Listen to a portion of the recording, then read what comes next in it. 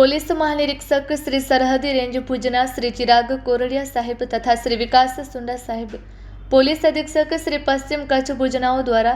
No drugs in Kutch campaign અંતર્ગત નાર્કોટિક્સની ગેરકાયદેસર પ્રવૃત્તિ સાથે સંકળાયેલ ઇસમો વિરુદ્ધ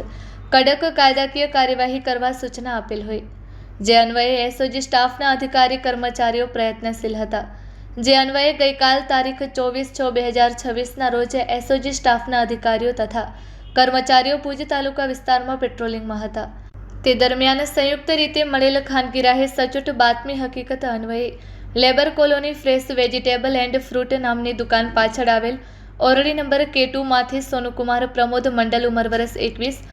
રહે મૂળ ગામ કોયલી સેમરા, જિલ્લો પૂર્ણિયા, રાજ્ય બિહાર, હાલે રહે ઓરડી number K2 fresh vegetable and ફ્રૂટની પાછળ લેબર કોલોની મુંદ્રાવાડા પાસેથી માદક પદાર્થ ગાંજો, જેનું વજન 2.817 કિલોગ્રામ, કિંમત ₹1,40,850ના નાર્કોટિક્સ મુદ્દામાલ સાથે ઝડપી પાડી મજકૂર આરોપી વિરુદ્ધ મુંદ્રા પોલીસ સ્ટેશનમાં NDPS એક્ટ હેઠળ કાયદેસરની કાર્યવાહી કરવામાં આવેલ છે. કબજે કરેલ મુદ્દામાલ માદક પદાર્થ ગાંજો 2.817 કિલોગ્રામ, કિંમત ₹1,40,850 તેમજ મોબાઈલ ફોન નંગ 1, કિંમત ₹20,000, કુલ કિંમત ₹1,60,850નો મુદ્દામાલ કબજે કરવામાં આવેલ છે.